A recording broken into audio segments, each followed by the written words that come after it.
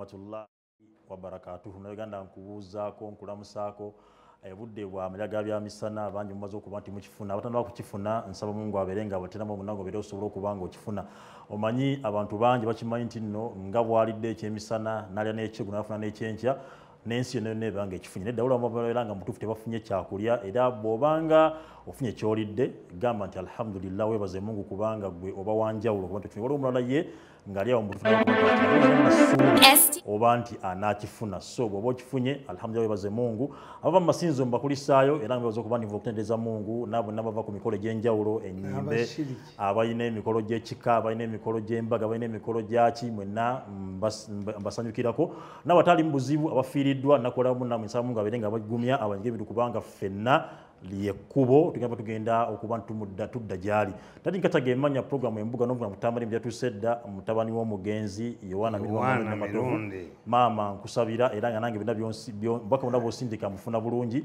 Waliwo akedde okuba nga ngambye ndikamala kuba nti obako ne kyogera ndabire omukunavu bamuyita Innocent obaka mutuusiza mukunavu mukulabidde era nga mutumidde era ng'ensonga azifunye kale ngenda kubanga nyongera okubanga bannayuganda mwenna gwena alina obuzibu obukusumbuwa ng'olina endwadde ekusumbuwa ulcers, pressure, sukaali, asthma wadde byonna ng'olina ebizimba mu lubuto olina kansa owa buli kika kansa yenna owa buli kika sukaali balugamba naye sukaali kansa pressure tebiwona naye waliwo omusawo nakinku ate nga mukugu ye Dr. Kayonza Kayonza Herbal Research Clinic wali eri Kasero Buloba ku Mchana Road mile kilomita 11 asobola okuba nti akujjanjabira n'owonera ddala obadde nga sukaali wadde nga pressure wadde nga kansa ulcers bizimba byonna buli kimu asobola okuba nti ate nga asobola kuba nti akujja akebera n'ebyuma ebizungu ebikugu n'ategera ddala kituufu ekikuma kyekino n'abeera nga akuwa eddagala erikunyiza ddala. Tobeereyo ng'owankawanka tobeereyo ng'obonaabona ng'olina ekizibu nga kikutuddemu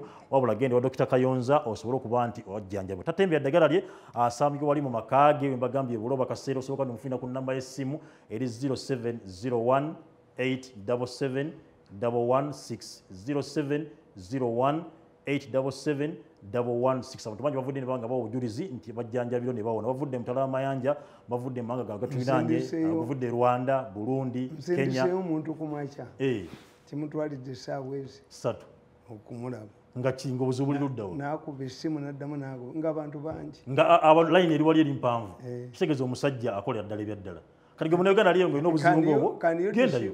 Can you deceive a group erimu bantu tekisoboka kasita obeera mulimba they test it ne bakivaako. That's why mu Uganda ate mulimu gundi higher purchase mu Uganda temuli higher purchase ate ekiri feke okikutundeko higher purchase bano bakugulisawo ne badduka baguza ne badduka emisingi. That's why I ask why should a buyer trust a mobile mutembeeyi with no address and fears to enter your shops?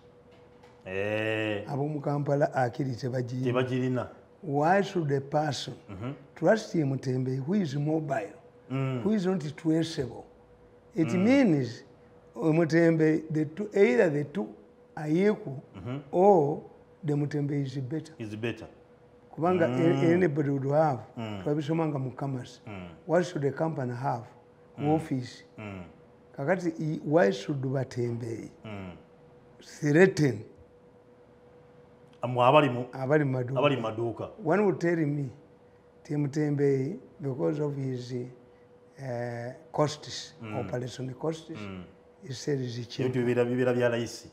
Two, but this one to sell cheaper things when I cannot trace you or go back. Kakati mubalaba abantu abo tebalina research. Omanyi nti kakati abaana b'amasaawa abo badde bakola nnyo ssente. Abatamuza amasaawa lwaki mu KCC yakwata abo bakola amasaawa tebaliimu. They are not in Kampala. Kituufu. As if essaawa teziri kakati omusajja w'essaawa akoze eki mu Kampala? Akanika omusajja tuddawo akanika essaawa addugazaawo akola ki? When I went to Washington, I was walking through Washington. People shouted at me, Mirundi, Mirundi. I found hawkers in Washington on Sunday. They had come from Mukono. From Mukono? Yes. Nga wali Washington batamuza. Go to Ethiopia. The rich coexist with the what? Bano bali bava makerere n'engalabi zaabwe n'essejjembe zaabwe. That's why when you get a grassroots politician like Bobi Wine, ne bw'omugaana okukola akuba. Kubanga aseereza ligenda mu Gaza. Ayogera nsonga zirimu abantu. Zirimu abantu akuba n'akugjawo. Yes, kubanga oba olina babirokrati. Kituufu. Buli kimu bakinoonyezamu kubbiramu. That's Museveni's challenge. To get grassroots politicians. Tabalina. Nimbutufu ina limtena tena grassroots data ba. You don't have tuina. Tibaliyo. Tuina be Twitter. Politics ba politician tuina ba Mirundi yechi. Esatu. Tuina be Twitter grassroots politician. Nebe elite. Nti you can get an elite a professor who cannot converse votes. Era ffe mu Baganda bakugamba abagezi tebakola. Wekiri. Abagezi abo tebakola. Professor tabangula kalungu. Tebakola. The only professor who won an election in Uganda, there were two. Sebufu in 1980 because DP was a wave, like a noob. The second person to win, a professor to win an election in Uganda, because he reduced himself. Yasoka kweja kwa professor. Nafuka kazanyirizi. Neba mukishi nga nabafanana. Kiri yasoka nacheyambula. In 1961, during the Buganda election to the Ruchiko, Professor Sente Zakajube, a celebrated professor, was defeated by a man called Nseri Betia. Nseri Betia was a tonto sera nga nemvunza zamulumu. Yala tunatondo kuchalo. Mayanja Nkanyi, bagamba mu 66, Mayanja Nkanyi told these people, don't attack Obote. Muleme goba government ya wakati ku ttaka lya Uganda. Ne bagamba kabaka yakola ekibi. Akasajja ne byekwogera tibitegeere. Mama yanje Nkanyi yali asomye diguli 3 mu emu. Nga ziwe genius bokka. Abuma yanje reduce himself tukatemba. To be in Mengo. Ne bwe bagendera Nkasate yagenderako. Abuma yanje was Minister of Education. Ate n'abeera chairman w'akakiiko. Organizing obululu bwa Buganda. Yabba obululu okamala. Yasooka n'aleeta etteeka. Whoever complains about elections must deposit 45 shillings nga tannawaaba.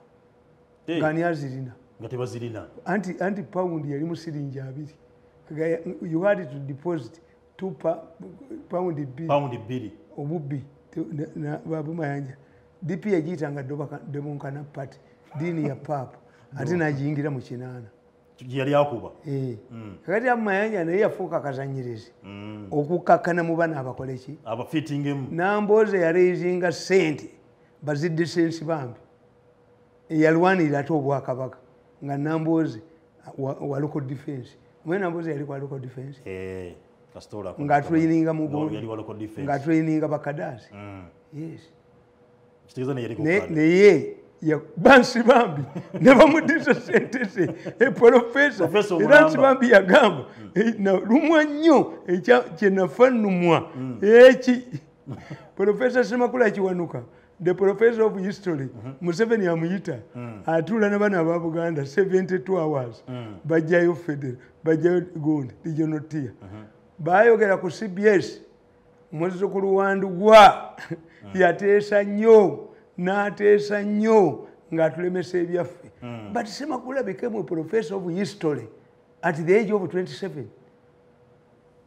Semakula twasomanga history nga bwe bayagala okubalansi nga ffe abagezi osoma Semakula n'osoma ne Kalugiri to balance.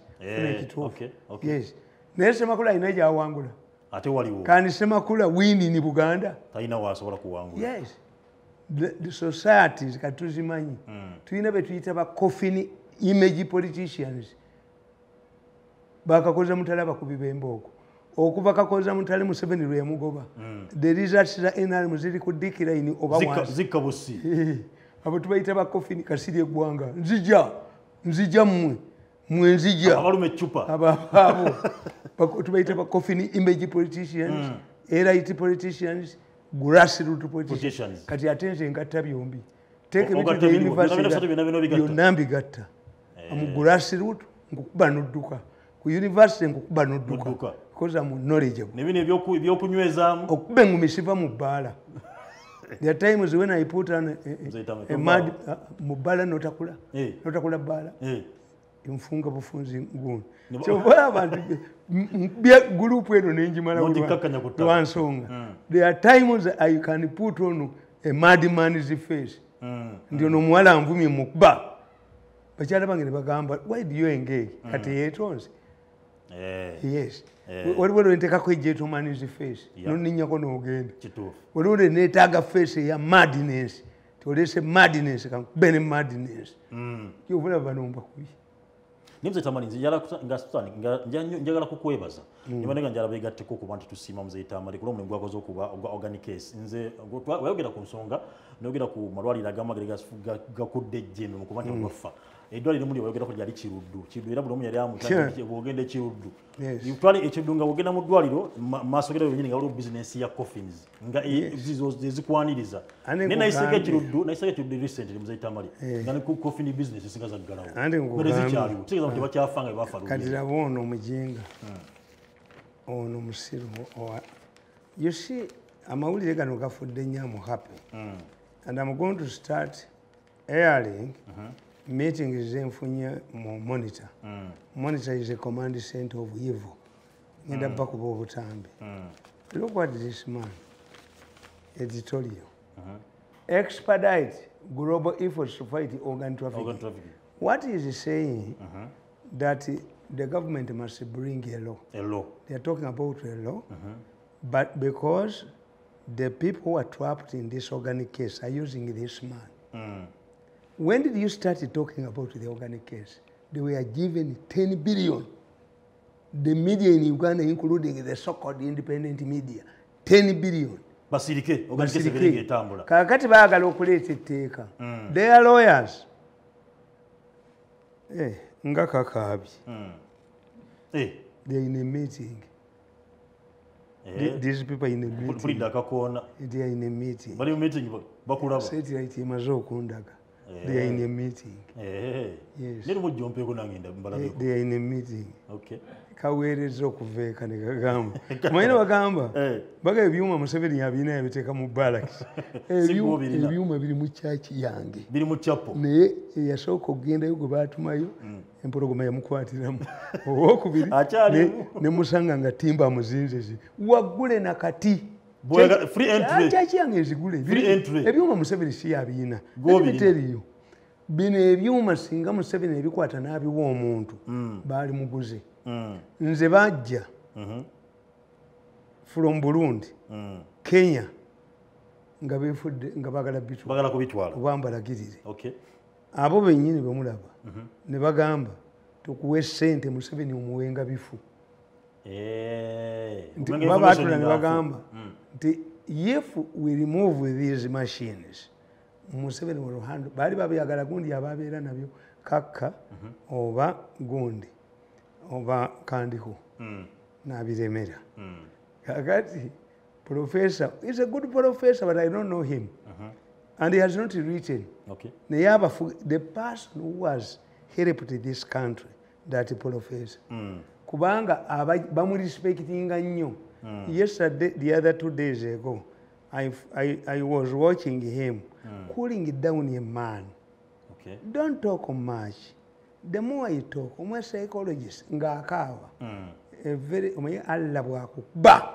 Jova demubire ngo joga abantu obaniako bwakukakanya kutaka. Wanuka bubi nnyo. Better than akujjawo. But I was watching the professor. Professor yabagamba. Baleta proposal. Let us buy the people who are operating on these machines. Uncle Simon abaganda kakitegeera nti mwaguze abantu will become brutal. Baganda tubitumye gundi abijjeyo ono akulo. Baganda nti whose machine are these? Za Museveni temuyinza zijjayo. Ne banteekako abantu babajja na military intelligence 13 ne balemwa. Bagenda Ebuziga, I have a family there. Never again the warfare, I have a family there. Never again the Chingira, or year for them local. What were looking at our local one, Birawimbo Kumuka? Ba! A one go a better, a one go a better looking at our local. A one go a better looking at our local. Changuent Madiness face, Yeta Gisa, Bembo could not duka.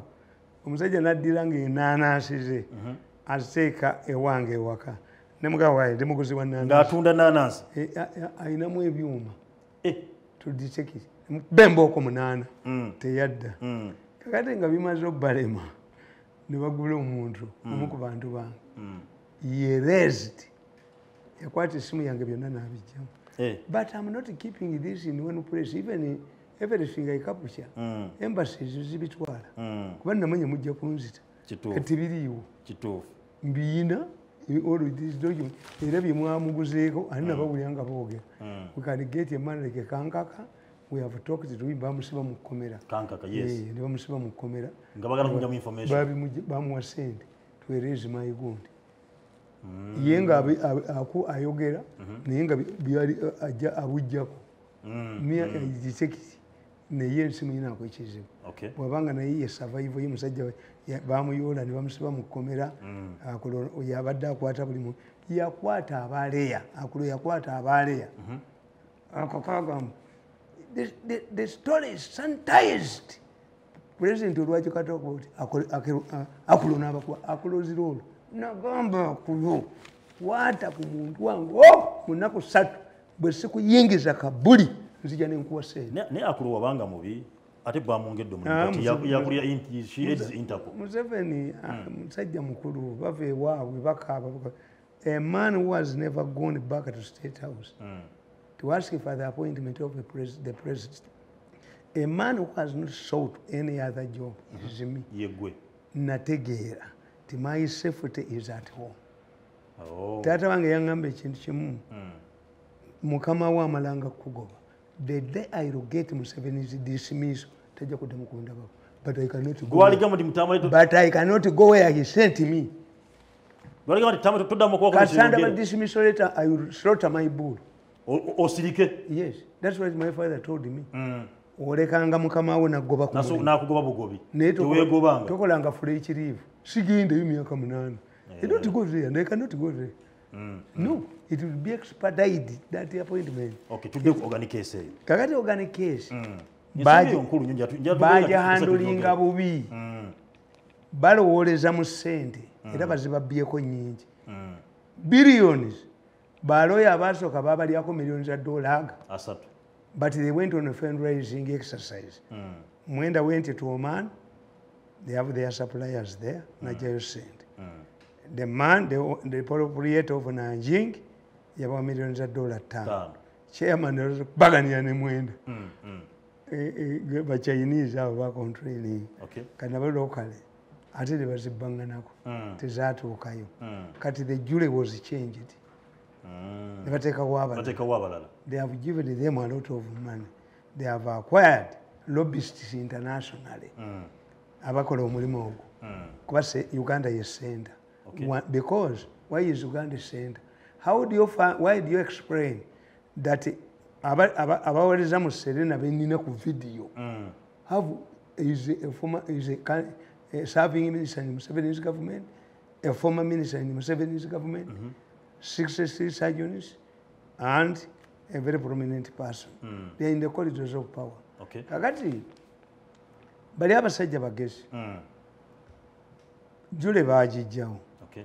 Kakati ne bafuna international groups bali decent imperative.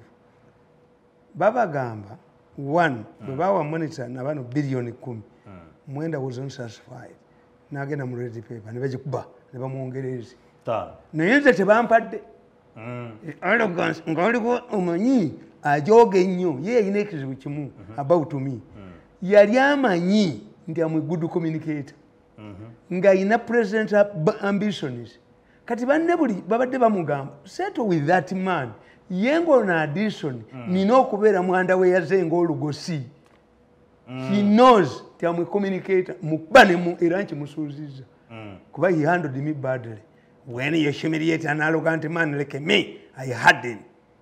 Kubanga you are starting. Utandise ku mutwe gwange you end Indiana's. You turn me into a woman. Bani nkumalira wodda olutalo lubeerewa. If a woman agrees to leave the matrimonial bed, nagenda mu fumbiro is a visitor. From the sitting room. From the sitting room to the boys' quarters is a girl, a house girl. To the kitchen, manda. Basically, mupama. That's why I can do the last job I did in government. Yeah, you. President spokesperson for 14 years. Don't worry, second to you. Second, I own a cacan in India. Okay. A joke with him, Bamani by Josie. And he had him government Yam7 Yatakava. When you were Muslim like you, and you find a drunkard in a taxi, ngogenda kujuma prayers, disembark. Umutami vaja kunyisa omwenge. Ba utukene muswala bakugenti sheko isewa. Kasona bajozi mu government gibalekere. Balekere kibagunyire. Nene nache natuma sempi ja virus. Abasajja bakubye ne baganti kubali galo kulia sente zenzi ke balwemira maboka as usual. Bakubye nti watta entezama wako. Ngati watta entezama. Unchuma yoti wange nkomewo ntule mu mizinga. Kati sempi jete entezama wako gaba mutulizane mu parliament. Censorship motion yono. That's why the ferry take off. Okay. But why don't you go? Go home. Mama anga Amelia chamba I had a respect for her. Mama anga afunye before byonna. Nti ngende chankwanze nsome chwandi kono behalf ngano mulemo ono gundi yani. Uyo mvuko mulema yani. Advisor. Aliwo mulema. Who just made Busherman? Nti nsome chwandi kono behalf of Busherman.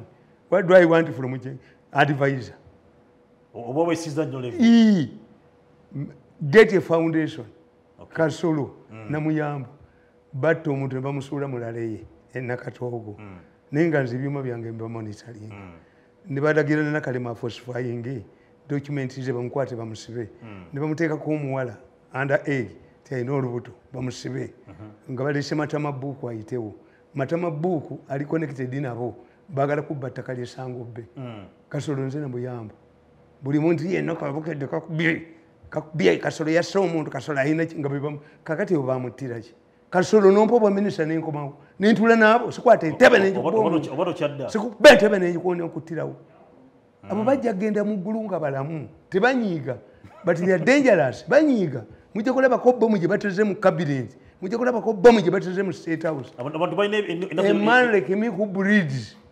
Nabagamba ati fwe mu Baganda kasita egaali ekkuba nota bleeding baga nti emukubye mafumira dangerous dangerous me talkative man like me nkubuli sijja kikola nkubenyondo n'enkutta kale utegeera bwateesa ne baga nti tukaliwo omukolo gw'ekyankwanzi nga ne Babalanda tamanyi Babalanda yali amanyi kye byava mire nga tamanyi omukolo gw'ekya bad advisors was intended for me anyigire yonna nnyini nsi nalinja genda naye baba mulageke ejogo eryo galubindi balizijje kwano kumuyonga onyigiriza emyaka 8 family yange yonna ne my family is correct abana basomye bubi no mbunjo genda olunako lumwankozese ngokozesani me politics kankubuliza mu politics you must have a choice yes Hitler yagamba tinjagala kulumba gwanga nti ate Belgium eri neutral yagandi musoko Belgium eri neutral kati nze kuba contenders sofa benakalaba mpagira muhozi misana tuku wabo gusinza muwagira Tamale era nawandisa akatabo kange why I will vote muhozi Tamale openly sijja kuwagira ko ku president of BDU kati ofuga you will conscript me by force into your camp tukubagana paka mambi ya miaka 8 tukubaganya miaka 8 Tamale are you pro people over andi nkugamba bana Uganda ekibagala one of the reasons why should support something must be a selfish reason okay when you are selfish bobango limu situation yechusa kati go you never decided whether you would be a Muslim nanga I never decided my mother a Muslim married a Catholic yes nze naliyonga kimuli alajabu wa Mirundi Yohana mukazi mwalawe tewali ayinange mwenyini kakati tobinfugiramu ngongo omuganda where did I apply? Yes, but when it comes to at this age of knowledge, I choose so far bali bameka basatu Bobi Wine Lwabogo ne Muhozi mpagira Muhozi Lwabogo taliko yagamba taliko and I can predict it. The why you know Lwabogo. Lwabogo, I like Lwabogo for one thing. Is a risky taker. Politics is a risky taker. 2026 agenda kujemba kula. Sezala when bwana akola ati Lwabogo will appear on the ballot. I can put there my money. I bet on this. I'm eating namukanga niyefula agizati. But he has a reason why. He is the richest person in Uganda. How has he accumulated that wealth? And how, he cannot entrust his wealth to another person. Mukubira Mungalo. He's a risky taker. He knows what he wants. Okusinza kumbera banabiona gye bayisemu akaseera kanene myaka 3 agitugenda mwana ejja NRA minala enge tukulembera ubuzibu tuyise era situddemu ate tukwasemu ho andi kankubuli let me tell you yechi kyakoze omyaka let me tell you let me give you an example tuyina kye tuyita precedent ti omusango omukadde gwe gulamulo omupya yes politics is a name and money. Name and money. Politics, democratic politics is a name and money. And money. How can you explain that Kennedy, after his assassination, Kennedy's brother held the constituency for 45 years in America? How do you explain the fact that Bush Senior, just after 2 terms, his son came? How come, how do you explain that Clinton, the president, who was almost removed from power, he was haunted by the sex accusations on Lewinsky. How come that his wife was a presidential candidate? These are highly developed countries. Yeah, and democratic. How do you, when you go to India, this Gandhi did not value his contribution, but his friend Nehru named his children Gandhi. Many people don't know that the Gandhis are Nehru's children. They are not Gandhi's children. Not at all. Why do you say that after Nehru, his daughter, Rajiv Gandhi, and the Congress party, when Rajiv was assassinated, his wife, an Italian-born woman, they found themselves in Oxford, became the leader of the Congress party.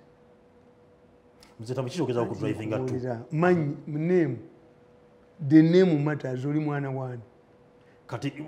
go to South Korea.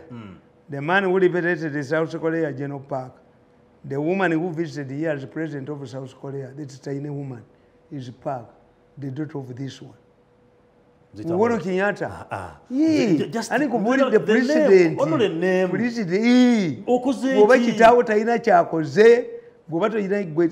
You see, that's why your president Kyatalaba. Museveni is overlooking one important point. One, in order for your son to jump over your shoulders, you must leave a good legacy. Otherwise, people will be reluctant to vote your son if they fear to extend your administration. Nti Saliva,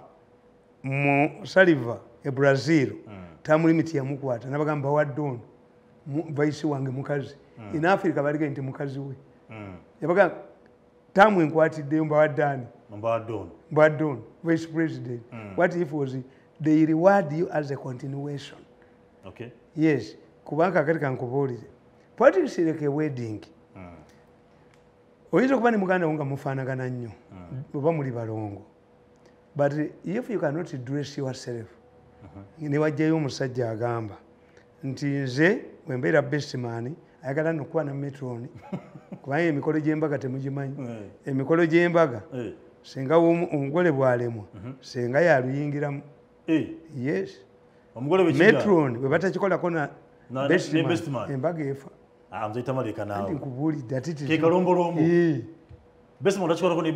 okujja wange nongambu abeere kikukuba embooko timukazi wange abeere metron ng'akumba noono you don't know these things kakati nkubuulira negamba era nagamba omusajja nemugamba nti human balisinga ebintu by'omugole n'ateekamu nti ennika z'omugole nemugamba nziguze nekikuba mugole nekika you are stupid if a man reads his knickers mu budget aziguze atege aba abanja ki y'omukazi bw'asoma yamugulira nnika eza miliyoni asasula atya some items are not mentionable.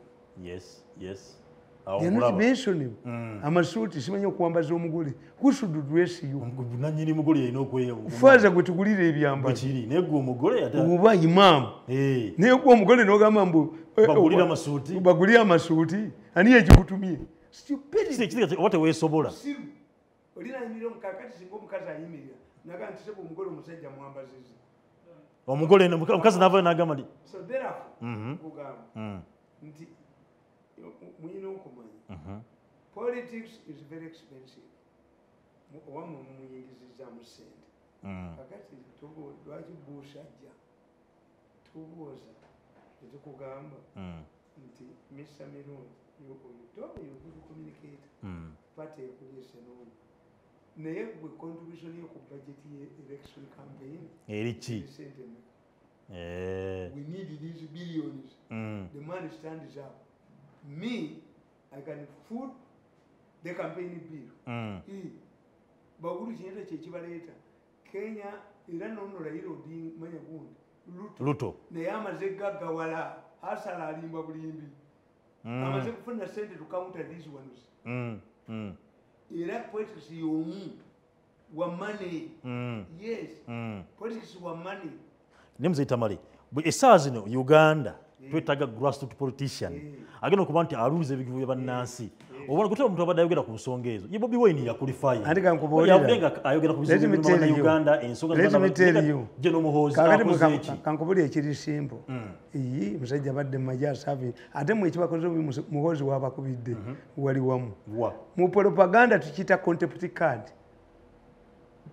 babuuza Ofono yakubamba bazinamuteeka Ofono is accurate lwakuba baali bamutaddeko denti ate nga yali yabusiru but one of the people kuba yasomesa nga mu political school ekyankwanza was an instructor I don't know why yasoma political science obaki naye Ofono is an intelligent man Ofono yasooka okuba babeesigyabo timalwa guluufu kakati Ofono nakubamba basi lwaki mubuuza ekibuuzo diro but Ofono has said this baba zinatunula bwati but who is Ofono tukita contempt card you ignore once a jigger if you bend to scratch a jigger in your toy you have recognize a jigger kakati mmwe yamuhozi yasirikidde the more you talk about him kati you have made him a contender katanaba nakwogera Moses cannot keep quiet olaba yavudde wanateka okwegana si atokyerinzeka kwenza si era tabirimu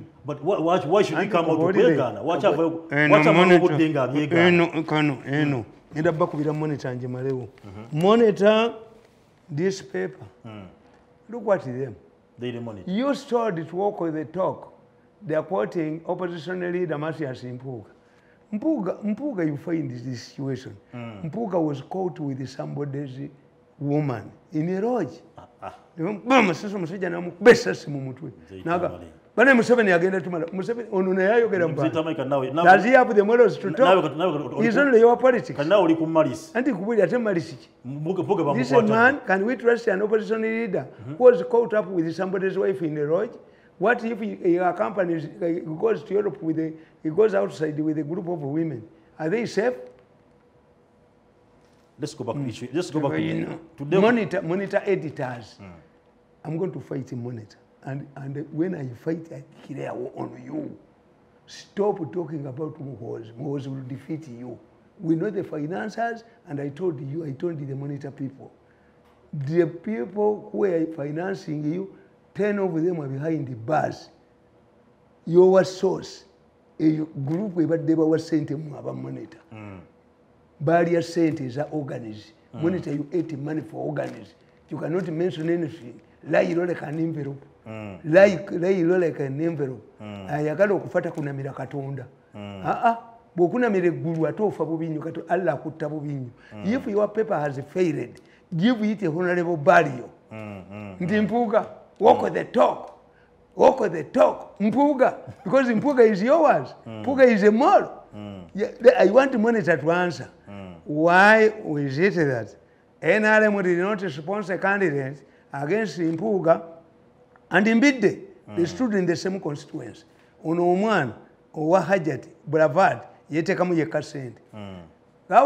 Monitor people, you are serious. If you have a person who is called an editor, you go and find out why did Embuga and Mbidde stand in the same constituency.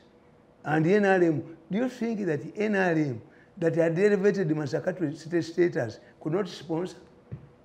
Monitor, Akidi. Two, I read the Monitor's story yesterday and I laughed.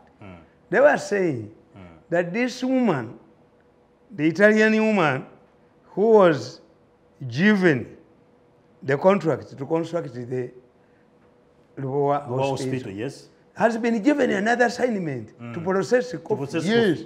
Why? Monitor should tell us, is it the woman who failed to construct, or your allies in the government who give you money? Your allies in the government who gives you money are the ones who changed the land titles. How can the government buy land from fraudulent people when you have due diligence? It's a contestation. Yes, it's not the woman. Yes. The woman has, in fact, the woman in Parliament guaranteed this woman is smart. She's an international businesswoman. She told the government, guarantee my loan because I'm going to get money from the bank. It's not like you people who borrow, who mwabatereka sente mu bubokisi Christmas netuka ne mubuasa mwaba monitor. Mzee Tamale bana Uganda bade bawedde mwama. Ntera bakubye omukazi. Woman, no monitor. You see, if me nze nagamba abaana bange. I have 4 homes. Buli nyumba yange mulimu enjegerezi. When I start talking rubbish, they should tie me. Monitor oswaza ba ocheya abalutandika oswaza payike eyabakubira omulundi ogwasooka. This is not the monitor the Wafulas had in the mind that you cannot even investigate. Yes. The woman, what if the woman has been given this business to compensate her because you are paying the money?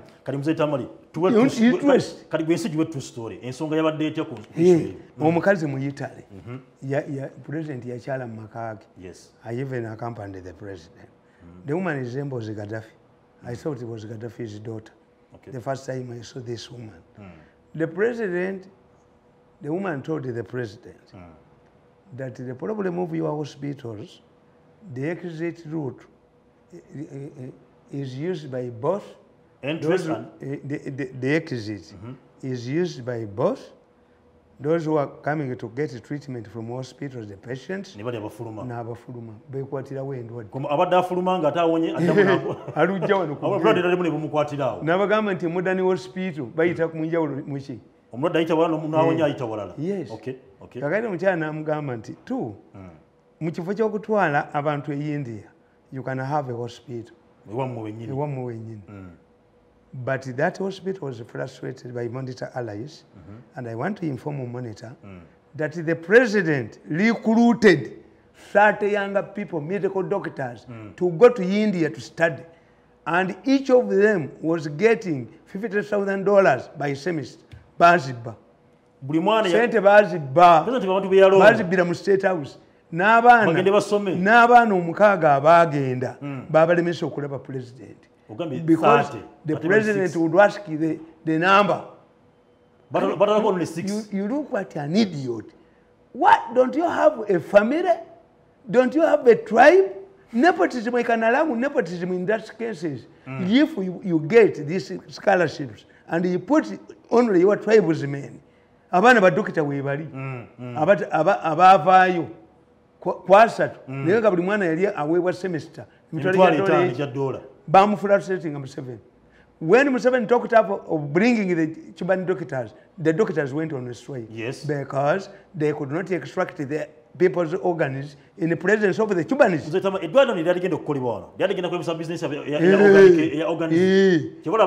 Era abaka ba parliament bagendayo ne babaleeta emisinde. Babagoba emisinde. Ne gasuulani ago gaali gazannya katemba. Parliament, which can summon everybody. Did you summon the contractor, the Chinese contractor? Nagana okujja. Nze bwe navaayo nenda banga president yali CS ku mukyalo. I bought a plot in Gundi nga mmanyi ngenda nange kukolerawo business. Omanyi bw'oba omugezi ali knowledge helps you. Kituufu obala. Ne eddwaliro balirimezaawo. Kati monitor mu busiru bwabwe. This idiot sin monitor. This is not the media we fought to fall with the pioneers. It's not the type of media we fought to fall. I will attack you because you are killing the media. It is better for you to close rather than going with us as professionals. Lubawa Hospital is here. Yes. I normally see vehicles. Monitor. Yes. Why don't you ask that of who caused this trouble? This trouble. Is it the woman? Project over. In fact, you are going to get the same experience. Tanzania does not have private land. They will construct this pipeline up to you. But the way they are doing, everywhere the pipeline is going to go, Bagulawo. Ebijambia is attributed to pipeline. Babantu babatta abakadde baddukeyo bafune ebyaffe bo babasasule ssente. Are you serious? Ebijambia is linked, learn it from today. Nabagamba let me tell you, I'm not a fool. The first group of Ebijambia people were arrested, arraigned before Masaka court. Yes. They escaped from court. Tomusange Kayinja n'agamba abakedde mu court okulaba ab'Ebijambia balabe katemba atali musasulire anti abasajja olumaze obasomera omusango ne bafuumuka mu kooti ne badduka. Abaserikale ba poliisi nga bawagirwa ab'amakomera bakubye amasasi mu bbanga naye nga bali beeyongera kweyongerako bataddeko akakokola tonde kanyuma era bayingidde ekibira kya Kalitunsi ekiriko. Where is the Eucalyptus forest in Masaka? Miaye knew that they were going to escape. Why? There were two important occasions. Okay. There was the omulabirizi of Vukaku was organizing a function, and Makubuya was going to preside over it. Okay. The Kabaka had also visited Masaka, which means security was seen on the ground. This is when they took these suspects, the Bijambia suspects. Tebabasiba mpingunga chitata. How did the suspects know they were firing them air? And what happened to those who enabled these people to escape? There was no forest. A car was waiting for them. One was arrested on his way to Bushenyi, another one fled to Kenya. Misophiles. Yani organic case pipeline case baderese. Yes, it is a pipeline. Kubatema kumataka badukewo. Pipeline. Bano bagulewo. Bagule byapa ebyo. Bafune compensation. Pipeline ngeyitawo. Sente zina kubazaabwe bokka. Kuba bafuna omusajja yajja. N'alaba president. A businessman from Nairobi. N'amugamba nti me, I'm going to help your country. There were 300. Motoka za Uganda nyingi were donated by the Kenya to Southern Sudan. Why? We had failed to clear them at Mombasa port. Okay. So the man came and told the president, my first time to see Museveni quarreling, disagreeing openly with the late Murwana, Sajja n'amugamba nti ngenda kukolera inland port ya Malaba. ebintu byammwe mbibagire mu mbaasi bisembeze wano oba bibalemedde wano nebikole ki bibeeraawo. The president bought the idea then mulwana complain manyi balina trailers kakati trailer bwoba yagala bwoteeka ne train tebayinza giteekawo omusajja eyatta train bamuyita kalamaji yatta train kalamaji yali manager nakola ekyomutawaana bamukwata ne bamukyajinga corruption kalamaji n'abuuka mu bbaasi y'eruzira n'agenda ewe nayo kyebiwandiiko byonna naye reporting eruzira kalamaji ye musajja yabuuka mu bbaasi y'eruzira tekibangawo kalamaji yes kakati omusajja mulwana agaana okuba nti yes kakati omusajja n'addayo Nairobi he rang me because he saw me in the meeting he rang me took my phone nsimanyira abantu nengenda Kenya nangambe wammwe sigenda kudda omuntu yansabye $1 million bwengeza nenze yangu besase mu mutwe badduka ebisinde genda obuuze Seiko asiki Seiko sola agimanyi bulungi musajja mukulu yayina ekyapa bamulumba kiro bamubba embigo bamuteeka ku ekyapa ne bakimuggyako ekyemalaba omusajja nga nti ewammwe sikyadda pulezidenti wammwe ayogera bulungi naye ayina emisege the man ran away kakati we're talking about Katumba Amala is talking about eyebusaabala bagule mu Buganda Land Board eno bagiga waliwo ne gundi yaliwo proposal okukola nti bakola port era ebukasaawo ewaffe mu gumbi weyogerera bukasaawo kirinnya basengulewo abantu gwe nkugamba anti Buganda Land Board kati eyo standard age leero when you read my book the new book ekipya how mafia has undermined Museveni's government focus to Umeme mbibateddemu byonna tubuli polisi ya Museveni yonna bagikubye eggwanga lyali badde wala nnyo this is why mpagira standby generator tibanaabamanya nti buno buli mu meeting obundaba kano mwekali kakano nkalaba kano mwekali kano nako mwekali nkalaba wano nako mwekali nankosaamu mwali ne profesa wuno mulaba bali 10 omu babiri basuzulu tia 10 abali mu meeting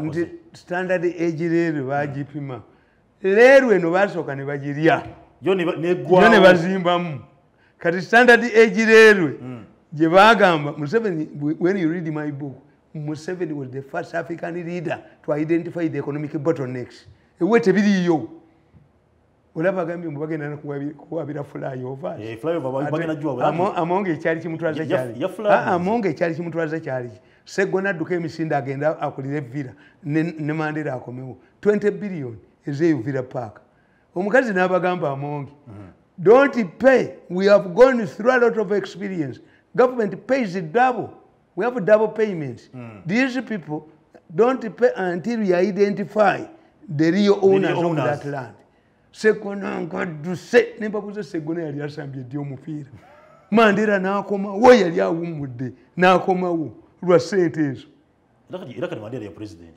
sente 20 billion ate okozesa mmeka calculations kozesayo ebibiri ogulega n'agaŋŋaŋŋanga gagende galyo gasirwa gagwagwa okukwata sente ezo ekyalo ky'abalwadde y'ennimiro y'omusawo ye banka y'omusawo So I analyzed nti Umeme Nankabira is talking about compensation.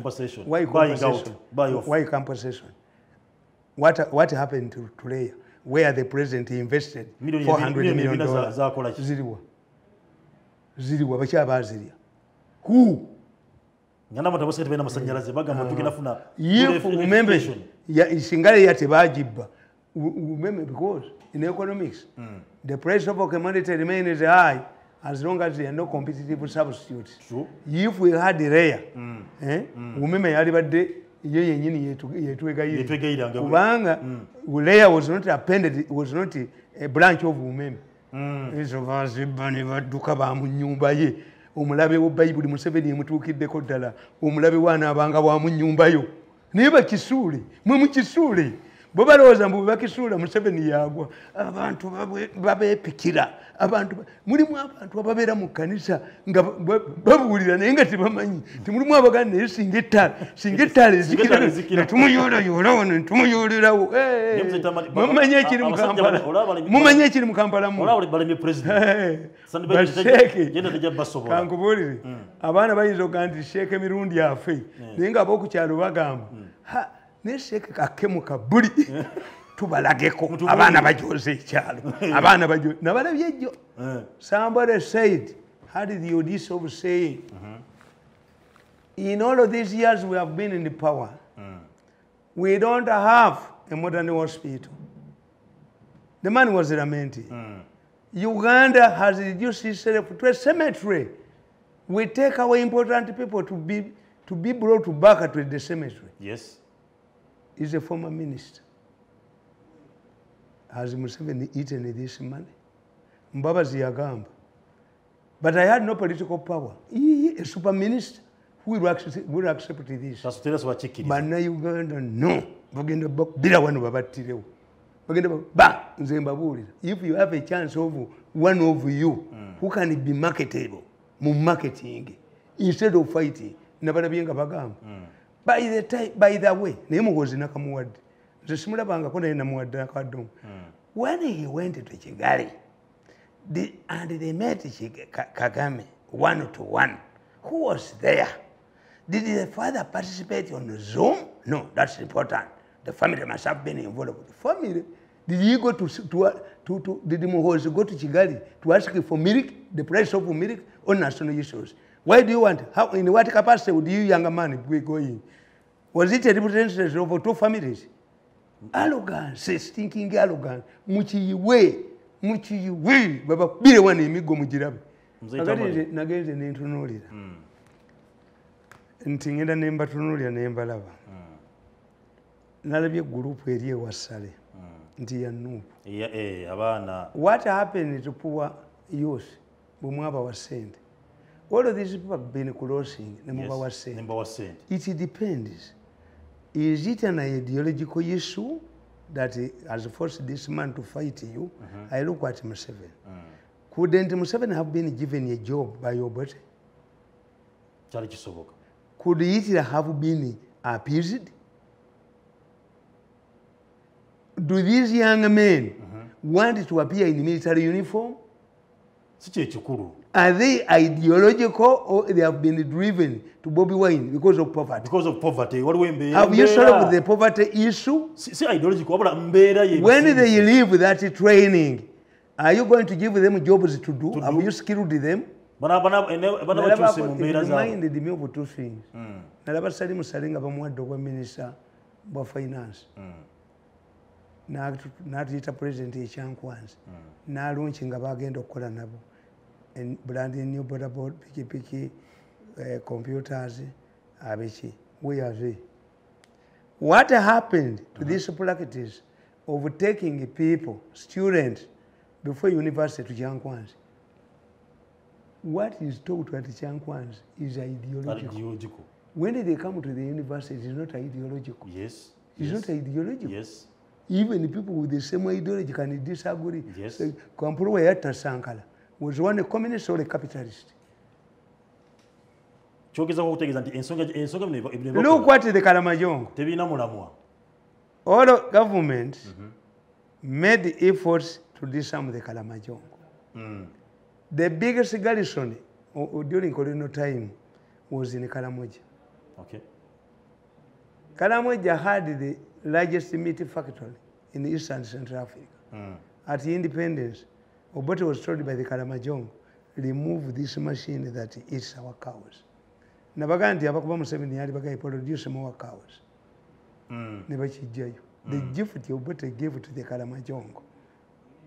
Kakati in 1983, rampant Kalamajong rationing. Obote was taken by Chodre, one of the most powerful people in Kalamoja. Chodre. Kati bwatuukayo n'agamba Obote ti omusajja ono ye heedi w'abanyazi b'ente ne bamwambaza t-shirt ya UPC n'abagamba wira akawota in Kalamoja Obote namwatisa namuyingiza ne mu UPC. But cattle rustling was not solved. Because the Kalamajongo man was not fighting to get a UPC card and a UPC t-shirt. It was more, there was a more problem. Badira boa holes. Ne badira pipes za boa holes. Abakalamoji. Ne bazikola mu muntu. Because the boa holes could not work and after the question of security was addressed. The UPC party card could not work because it had no solution. Likewise, ate bwe kinaategeerekeka nti in order to access Salezi ear, you must send okulosinze bagende babakole ki. Kati njagala nkubuulire mu busiraamu omukazi akyuse mu ddiini akola ki? Omusiraamu? Mukazi omusiraamu n'akyuka mu ddiini oba ayingidde mu ddiini bulombolombo ki bwe mukola akomolwa? Takomolwa. Kakati kyenkubuuza omwana yeefudde owa Nuupu n'ajjana alya emmere buli naku mu kampu yaabwe alya ekyemisana n'ekyeggulu bamiitinzi balaba emmotoka ezigendayo balaba ki nabaga nti mmwe mulekerawo okutwala abantu mu Western Uganda abavudde mu Wotoni areas. One of the reasons why Obote hated Baganda yatuuka mu Buganda ng'eri relatively developed. Obote n'agamba we shall have two Ugandas. A relatively developed Uganda, another one, which has happened. Italy, north is developed, south is not. Germany, east is not developed, west is developed. Obote n'agamba nti what do we do? Tukuba Abaganda tubakole ki? You cannot explain it to a man who has come from Wotoni area, northern Uganda. Noga nti feno president yamobilizinga abantu bayina sola bayina amazzi mu nyumba bayina ki. Somebody will ask, why has these people technology not transferred to Kisozi or to Kapeka gyayina farm? Bavaayo ate bali angadi nnyo. Fe Abaganda Omuganda tatwala muntu mu maka ge. Ffe tetulina so busy byabano baana Omuganda alaga Obuganda. Omuganda ayinza okuzimba ku luguudo. Alaga Obuganda ekyokubirira n'ensonga eya family. Twekisiza akira tunamu. Yaba mu Masimbi abefumbe n'abasomesa tugenda kudda n'ensonga eyo naku olwali genda tugitematema. YouTube mbeebaza mwenna abeekuumbiddeko waliwo namanya Moses Alekata. Omuno mukulu ali Fort Portal mbeebaza mwenna abeekuumbiddeko Mama Ajara ali Bungereza wamu nabo mwenna buli omu waali nkwebaza okuba nti agala okuba nti onyirira bakusale bulungi akaviiri bakoleka musajja akaweweevu wali Joel Saloon emakinde ajja kuba kutereza bulungi nawe agala okuba nti ofuna kababy face obenga otebagana haja tigire omuleka akunyiriza wangamba ne mzee Tamaleka nawe ate kati obo nvuvu akunyiriza nnyo muleke simongerako muleke tumwongerako oba wekubira paasi kalike wagamba nti mwongereko soko muleke okulotuuka emyaka ejaffe oyo kati mutajja kuwuka engoye zokuba empalateyo nagikubamu paasi nanefuna obuzibu kale kamanjule akakunywa kano kajja ne herbal tea drink mukulu Tamale yakatwetana era naye yagamba kanywa akaweweeza emimiro kajjako stress hangover nawe wagala okuba nti n'omuganda wange Don ayagala nnyo okuba nti nambolo lwayo akantukekwateko jane herbal tea drink ojja kuba okafuna amaduka gonna supermarket enjawulo zikulinaanye nusu 10 lwokka era gwagamba nti simunya tonywa sukali yakuluma biki wala kali sugar free ozo kuba nti okafuna akakolebwa jane HST wali ekyabatema lyanto ne bakakola osobola kufuna ku namba y'essimu y'MTN 0761 38 20 46 0761 38 20 46 oba 0705 20 81 48 0705 20 81 48 jane haboti bingo solo kubanti okafuna kyabatema wali eri jana HST nakano nzakagolo kange kanyambi obera nako era nafuniddeyo nabe kyankwanze anza alhamdulillah watuwa wakatuli bulungi abana nabo abagenda bo kusomero bonna abana bange bali bulungi kusomero bagenda nabo kwanu nkakulu yagamba ndi bumunala bakakola mugule kano kantu magola yakakola ne muna Uganda omusoga bamwitani kyakulaga kava mu bibala bya kadaga lwakuba people don't want it to recognize kakati kano kalungi nnyo tukole ebintu tuule ebintu byaffe neera nanjongera okuba ndi nkujukiza naawe batuzimbire nno neddwa Benegundi complex number mzee Tamale ngojja nyogera kwandi kujugiza nawe ina pressure ulcer sukari asthma cancer wa buli kikaye na Dr. Kayonza wakanza habuli search clinic ajja kubanja kukola ko bulungi oberengo owonera ddala cancer awone pressure ewone sukari awone si biroto si bulimba bya ddala abantu banja badde obujulizi okubanti awonyeza ddala obanga kujanja bana kebera soka kebera biyume ebikugu namache kikulu manabera nti akuwe ddagala liko tatembe ddagala li omusanga ali makage kasero lubowa kasero wali eri ku Mitiana Road mailo 10 kilomita ziri 10 osobola okubanti omufuna bunyo ku namba 0701 877 811 so kwando mukira kasimu n'abantu akujjanja bano tera ddala bulungi nze mu ministry omwe ya health omuntu gwenina mu nnyo hope yegonde hajatani kawoya Anifa is grassroot yete yatunda mbuzi gula byamaanyi kubeera ne uyu kati grassroot politician. That one is a grassroots politician. Okay. Abe twitaga. Nika dibonga abajisani bagenda tali grassroots. Grassroots. We need Kyagulanyi because it's grassroots. Ajategeera abantu. Kyagula. Anti ze. Kyagula kutegeera abantu. Kugai muleti nono muge. Kwa mzee Tamale olaba. Njogerera gwange. Ngatumaliza kanu kan. Ngatumaliza ensonge. Njogerera gwange. Uliriza bekana kugogamba. Police force enobuzi wefuna batema senda beza sako. Temanje ziraga. Mugozi lyako zewochi. Ati ngatayogera kutachogera nganako. Bakoni. No. Asuka kwele ku bantu bana abawanzi. Yesu mumwita na bife tumwita mwana. Yesu yashoka kukola ebyamagero. Nayogerera mu kibaya. Yayine coating ekulekula. Nakuba bali bazanyira mu yekala. Oluba mutegeera. Naza order. Kone had rooted the very gen experience gen. Mzee Tamale omusajja Muganda. The demo was landed in Galamba. Kone is nowhere to be seen. Omusajja Muganda agamba. Nowhere to be seen. Olaba nakasanke ka kulema. Kati kali akamulemi. Anemye kuyamba police force kusende ku mitwali. Bajja kuga nti omuwala nalwakuba yakubye ADF. Nedda. Ngoyina sijja. Ishi tujiveke. Bajja kugamba. Tumaliriza. Omuwala nalwasijja. Banaito muntima. When we started exposing this man, he ran away. Yeah. The monitor declared the Nobel Prize winner. Kakwenza. When Bobby Wine was salary beaten, what's wrong with Kakwenza? Is Kakwenza when the French ambassador to come to DRC was shot by service? Mzee Tamale genda ku nsonge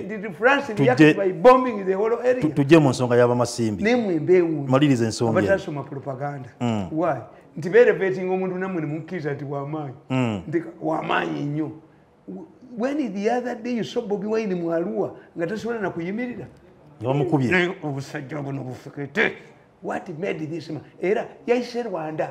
How can you say monitor people learn your geography get a donate ye map agenze Rwanda tebakimanyi nti bali bagala twanda manyi mugozi zigo olaba yayise Rwanda but you don't know most of the genociders the Rwandese government is hunting in Malawi and he went to Malawi and you say passes through Rwanda you can cause even his death in Rwanda in Malawi that is a spy nayenga bagala kutta tebayina reasoning this the monitor you found it no something is eating up on monitor. Is a pity.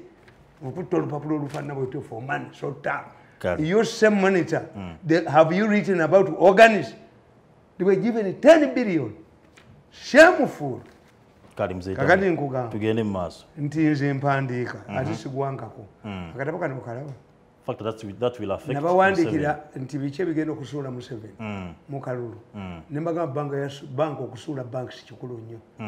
Abantu bali baziremu aseti zaabwe na biki gulinda ani tebabawanga na kusente naye nga tebakyogera kuba ababbi balimu akapazi kabugula woman ne kasuula banka kabadde kakomyewo sebo n'okukomawo ate gundi katesumba katesumba akatangangika bwe bali bagamba yabba mu revenue si yakuli akakiko ka parliament aka finance akatesumbwa yakwata fayiro 10 nazibatwalira bagamba munoonye mumachimanga sente wano nabagala akamu yabbanga sente obumbi bubiri buli wiki abandi nabazi tumanga yembuto nesiba tokota ku file 10 nina kezi 2 ba ku meza akatesi akateesumbwa erinnya lye ne lyekalira dda ko tekangangika akateesumbwa bali bamwereegamu nabakubira fayiro 10 ku mmeeza zino zaani zinani yazikima wano mu Uganda manyimu omusajja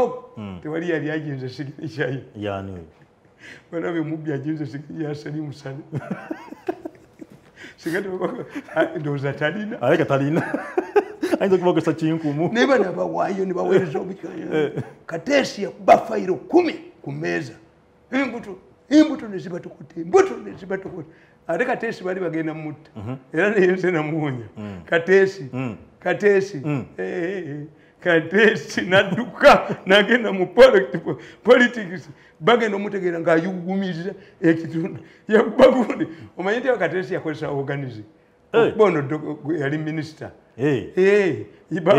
bawayirira minisita eriyoda mu ddwaliro lye bakoleramu abantu ne badduka mu sente z'eriyoda ne banteekako eddoboozi lyange lyakola ewa Kateesi lwakuba teyansasula tamanyi nakummanyi Kateesi tamanyi namuyamba nnyo akati nakugamba wano mukatabo kange nti mukamba yambe nawandika ku why use problem persist nebyo bimukola kati are you going to militarize the whole country abo mubajjeko kyesamples bali babalonda bakoleki. In fact, Bobi Wine argued his supporters, whenever you get an opportunity of getting government money,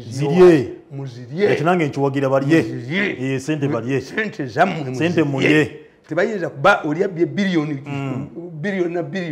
n'abayita okulya ewemmerere mu kizire ekyo mubakombyako pana kombya kakati nkugamba.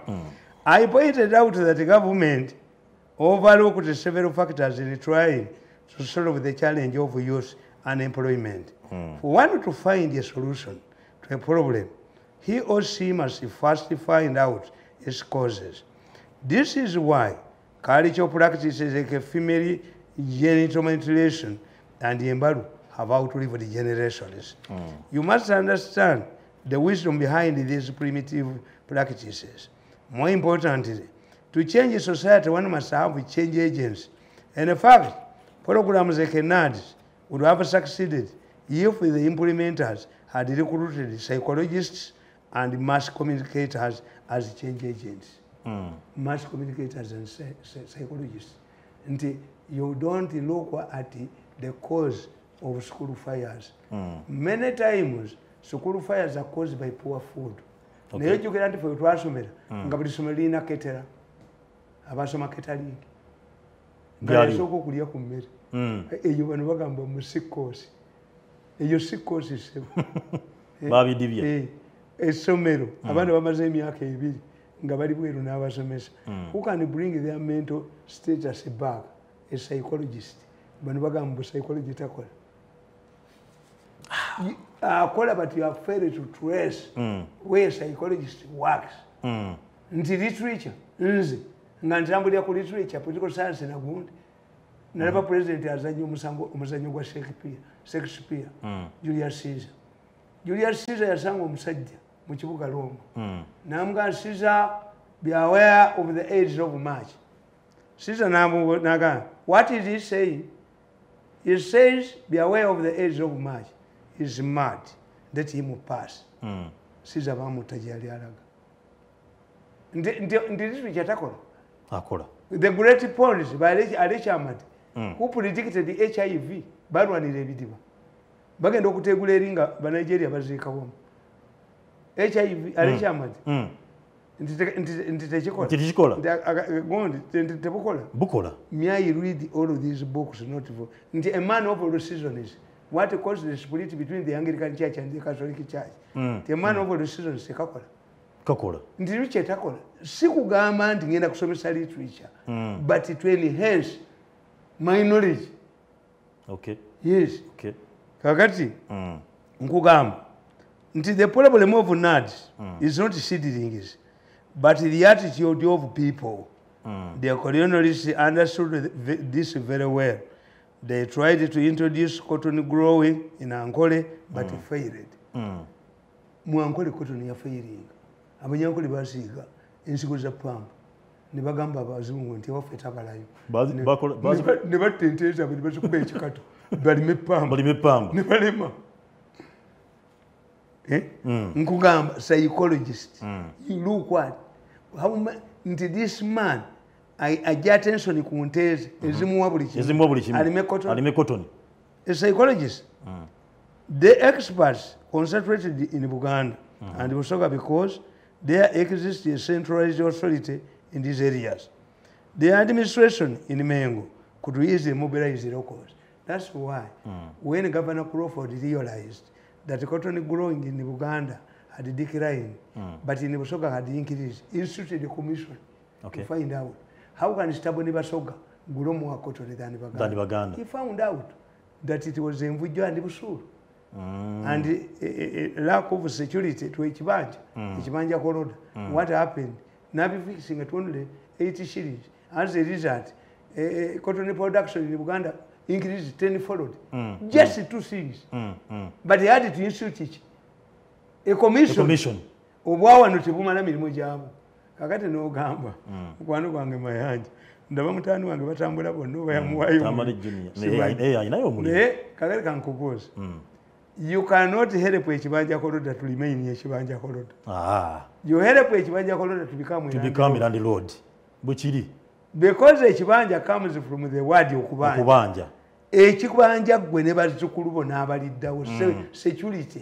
The moment ayipe busulu to a landlord ly'ebbanja mwe mwampa ekigambo ekibanja. Nja kusigala manji wa paka. Kakati the moment Ekibanja Koroda is helped by government becomes a landlord. Or a plot owned. Yes. But you cannot say we are going to help Bibanja Korodas to remain in Bibanja Korodas. No. Mu Uganda mwosanga abamanyi Oluswahili nga balusomesa ne mu masomero nga bagamba we are giving stalls to workers. Abatembeeyi balina emidaala mukali. Ate omutembeeyi aba n'omudaala. Kiswahili kia bala, Kiswahili rasi, Kiswahili kia wapi. How can you say that emutembe can happen? Mtu anatembea.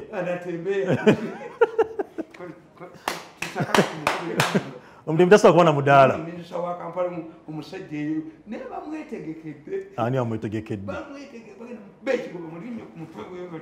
Amusale de makansi bamujemu empale. Aja ateme nga aliwere. Bwataka kuboda na taxi. Baba yekwe kabwati ne yekwe katulya nabalinga mu pichana niba akolera mbaba manyi no yala disoyi wa Kampala we mutaka ku boda musebe naganti boda zindeko nebashiteka ko kuroba gundi navayo onugun bali omunsi navayo bayino kebere wemiki bayino kebere wechi era babaliye ko se yes atumira mu mukwati mukebere umutwe nzeta mbarenjagala finalizing mudakika butono nnyo tugende ku story yo kale kati story yo naku bana Uganda nabasuubiza nti ku Sunday musango yaguwangu nakwa nembaga nti Sudiru njaga kusomera na byandala nayogera nti byanda atabbanga ku sente was acquitted nembagamba banka ya Sudiru nabakwatira ku kindi abaredi pepa bakuba mbusudiru squandered the money ku wedding y'omwana we nimbaga yi bana Sudiru omugaganga naffe tuzikola nimba vukuba buli teyo dentwa bumutaswala bwatu teyo dentwa entwe zabo babuwe ate fa babakole nkozesa profile yange nti I said one thing banka yonna bwegwa bagiwa liquidator ya Sudiru bagiwa receiver account in receive no way ziyaka mwiri bank ate kibakitia atobe bakuliyemba bagibiyemba ate ebifu byenda kale mzee Tamale nzikiriza aba common sense Sunday wedde twayogera ku nsonga olwo mukyali yavayo kotida nalongo awe ekagembe nabanga yasaba okuba nti nagala okuba nti aweebwa obwannanyini kifanja kyaliko era ngagamba nti kifanja kyaliko takeyo ali ya mukulu Masimbi ye walimanyi nembagamba nti ngako noto batu bayitene ensonga za family ya Masimbi yani ajja to kumati afune takeyo liliko era omukyalo no wachi tafuna obwannanyini omukulu Masimbi ngenda kwa badira okukema bega eddimu bega koddo tugenda batuda mu history era abamumanyi ngenda kwa munegattako tumalako obwakabaka bwaffe tumanyi nti kabaka yasooka yali kabaka Kintu naye omukulu gwe bayita Buganda Ntege era nga yasooka okuba nti atandikawo kika ky'Effumbe yakuba nti yatuuza kabaka oyo ku bwakabaka bwe. Omukulu ono Buganda Ntege yazaala abaana baali bana okuli Makubuya, Ssejjala, Kaweesa n'omukulu Kasolo. Buganda Ntege bw'abanga avudde mu bulamu bw'ensi nga akisiza omukono omukulu omutabani we Kasolo yamusikira era Kasolo wamusikira n'aba ng'afuuka okuba nti ye mukulu ow'ekika eky'Effumbe era najjanga atambula bw'atyo mulayini ye mwava okuba nti nno mulini mwava nti mukuba abakulu b'ekika era nga mwumva n'omukulu Masimbi ava mu layini eya omukulu ono Kasolo nga kitaawe era ayitibwa Wakiwugulu esobola okuba nti abeera kitaawe w'omukulu Masimbi anako okuba nti akola emirimu gy'erakiikira nnyo mu myaka gya 1700 uliriza emyaka 1797 tandikira okuba nti akola emirimu gye ng'omukulu w'ekika ow'Effumbe era omukulu yakola omulimu guno wakitagwe yakola bujjajjawe gwe yakola oli Buganda Ntege okuba naye atuuza bakabaka ab'enjawulo. Masimbi atuuza bakabaka ab'enjawulo yatandika n'okuba nti atuuza akabaka oyo kati golabaka ku kifaananyi ye mukulu w'ekika eky'Effumbe aleka essaawa zino eno naye ng'ajogera ku Masimbi yatuuza kabaka Ssemakookiro mu mwaka gw'1797 paka n'afuga paka myaka 1814 najja natuuza kabaka owokubiri yali kabaka Kamaanya mwaka 1814 paka 1832 najja natuuza kabaka Ssuuna owokubiri mwaka 1832 paka 1857 56 natuuza kabaka Muteesa olubereberye omwaka 1857 paka 1888. Masimbi ono era y'omu ku basajja yateekanye ku mulembe guno gwa kabaka Muteesa nga yali musajja mutabaazi era ng'etaba nnyo mu ntalo ezaaganda okuba nti yagendako ewasika mutalo okuyambako Kabalega okuba nti yenywereza mu ntebe. Kabaga era alina muganda we ayitibwa Kajumba n'Ekiyimba ali bagala okuba nti bamujja ku mukulembeze nga bagala bamusuuza entebe. Kale Masimbi ono yasindikibwa y'omu ku ggye eryasindikibwa okuba nti bagenda okuba nti balwana okuba nti kabaka ono Kabalega asigala mu ntebe ng'agendezamu era n'abeera nga yanunula amasaza agaali abiri Kooki ne Buddu n'abeera nga yanunula n'abeera nga agaleeta nga gazza ku Buganda. Masimbi ono era yabeera olusegere nnyo n'omukulu kabaka Muteesa era nga yali mu ggye ly'eggambi lyagenda okuba nti linunula obwa Kabalega era kibanga Kangaawo era ng'ejje eryo lyava mu Bulemeezi nga naffe nange ndi mwana Mulemeezi nva wali ewaffe Kapeeka kyevula bamuli ndi ku kyaffe. Omukulu ono n'aba nga yakola omulimu era nga Masimbi ono yakola nnyo yagenda mu ntalo zaali nnyingi nnyo n'aba nga yalwana kwe kuba nti kabaka yava n'okuba nti ambundugulako ekirabo ekyokuba nti yamuwa square mile namba ey'ettaka. Square mile namba y'ettaka yali mu bitundu ebiri mu Bulemeezi awo ng'ogatta Kagembe ogatta Mawale ne Bulamba era nga omukulu ono Masimbi tiyakomba nakuba nti yali Masimbi busabula yali ate muko wa kabaka Muteesa nga yamuwa mwannyina yayitibwanga Nakku era nga Nakku ne yazaala kabaka Kiweewa Nnyoni Ntono. Kiweewa Nnyoni Ntono yafugako mu mwaka yafugako ebiseera bitono yafuga okuva ennaku z'omwezi zaali 11 Septemba 1898 paka ennaku z'omwezi 21 Oktoba 1898. Masimbi n'abeera nga yo Masimbi genjogezako era Masimbi ono teyakoma kuba nti abeeraawo eri musajja eŋŋwaŋŋuli era ow'amaanyi nga yagezaako kuba nti nno era omukulu ono yalwana mu ntalo ez'enjawulo era nga yakola emirimu gy'enjawulo nga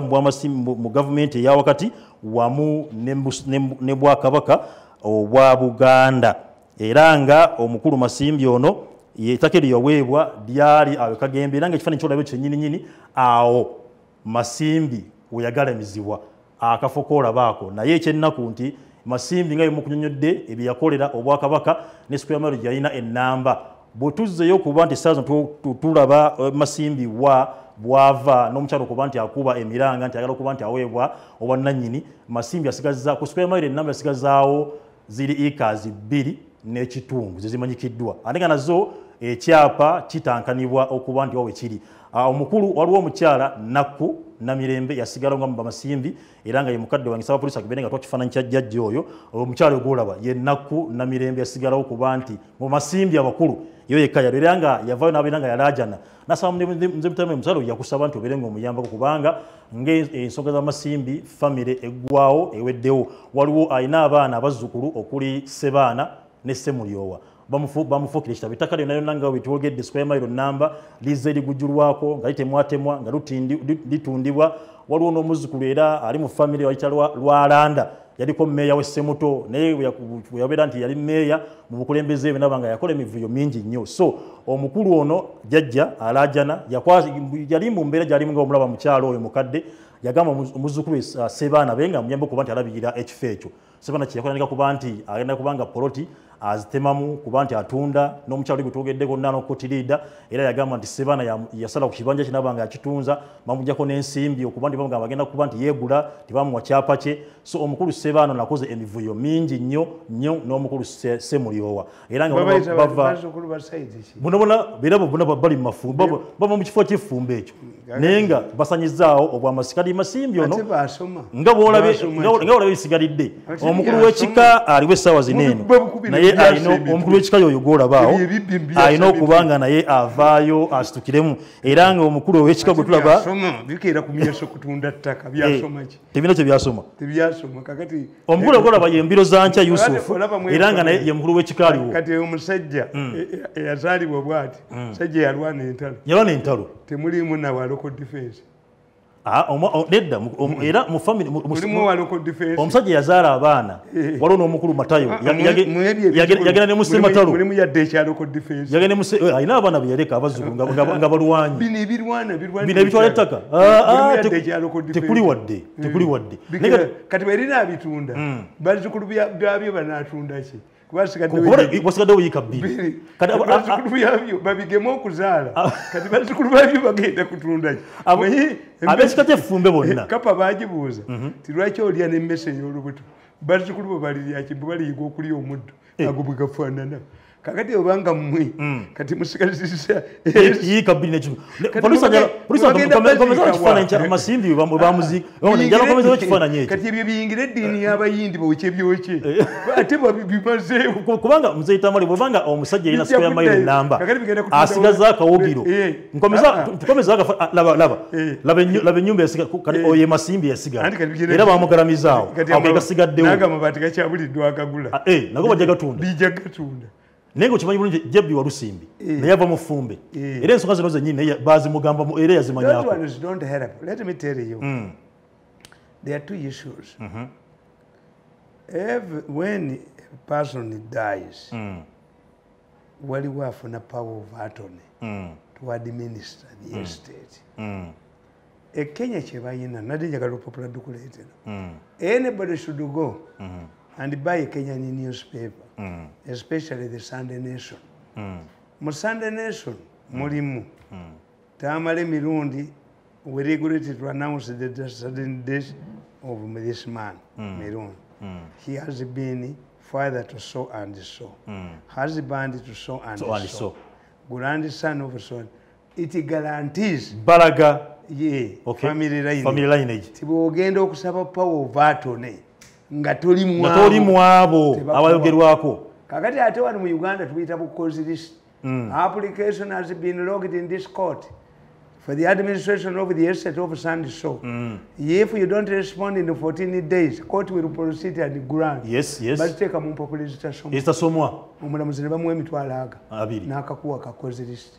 Mwe mugenda okutegeera nti waliwo eyasaba the administration of the estate nga kola ki kyali badde kiyita kwerosi administrative letters of administration zaali badde ziva kwerosi naye babbi gye bali kyekikulu ekiriwo tizaali badde ziva kwerosi kakati mu famire omwo bw'obuuza ani alina power of attorney buli omu abasika ani yasigalangawo kati oyinza ogisanga nga kino ekitunda ekisebaana ekyali kitunda kimeeya ne sente ezomeeya kirina okuba kyatunda sente zava mu kalulu zava wano kakati kyova olaba kiyala nnyo kiringa embizi eyazadde kati kitunda buli kamu n'amalaalo gajjajjawako kijja naye gwe jjajjawo ataasoma n'akola what value addition has you added on ensonga yonna nkulu muzeeyi Tamale bakadde baffe bakola bino biteekawo muleseyo amateeka agali bwegati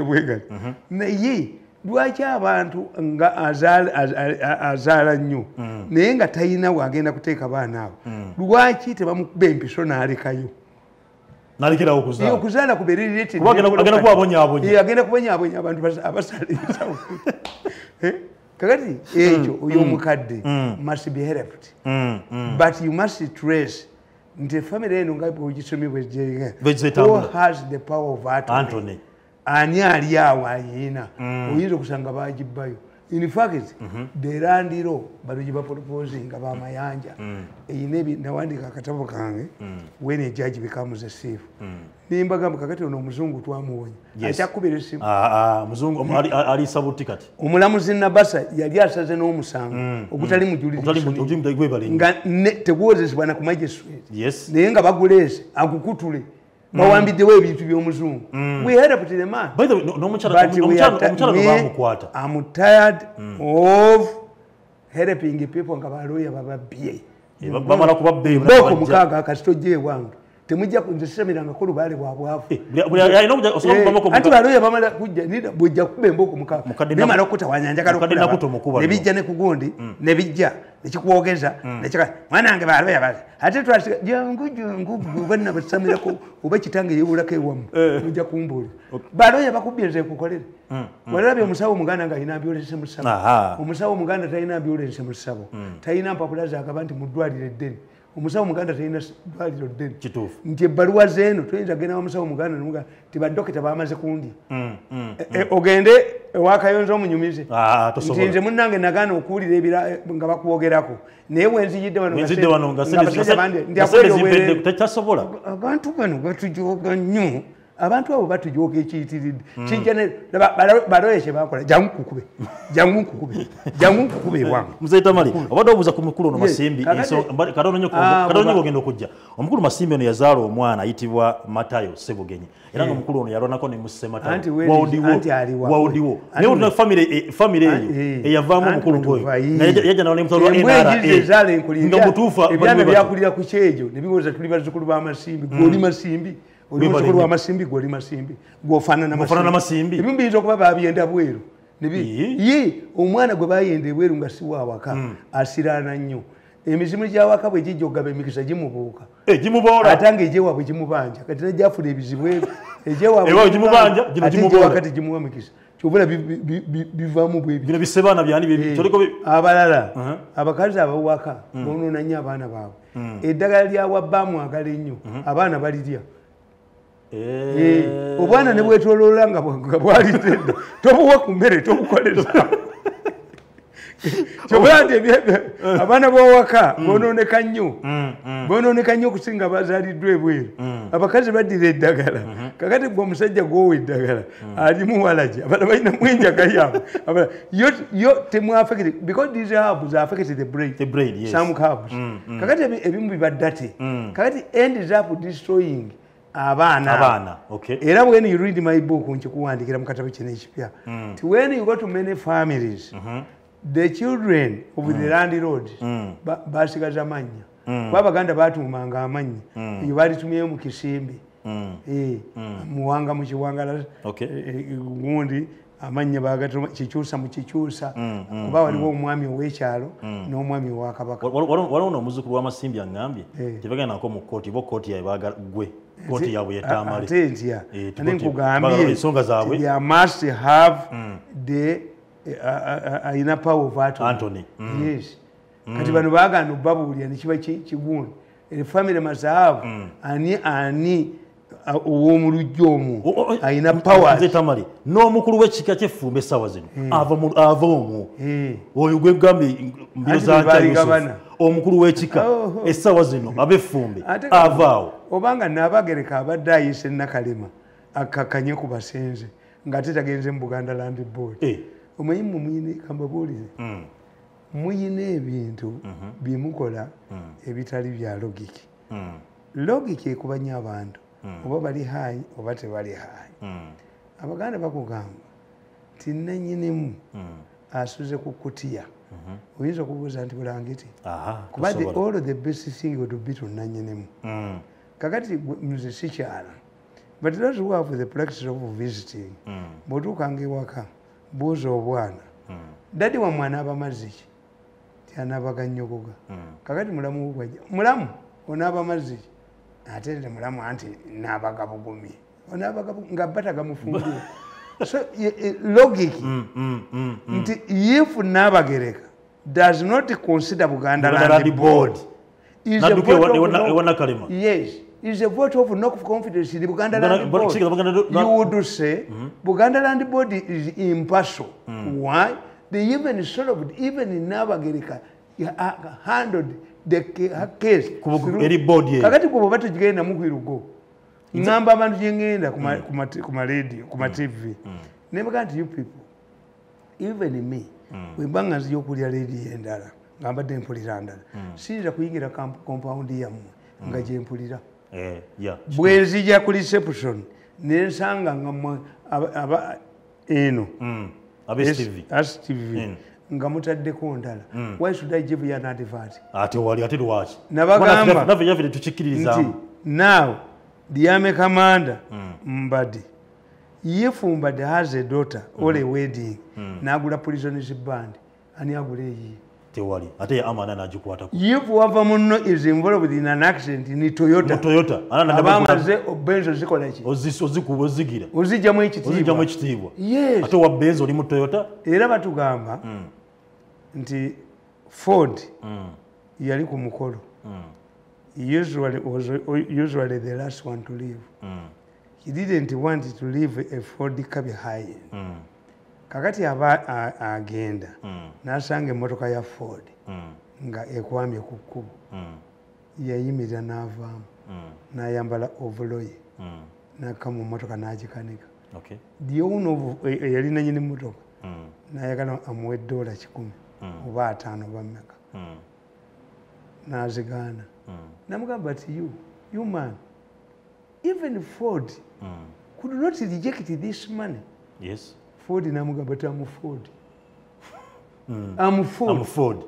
Why?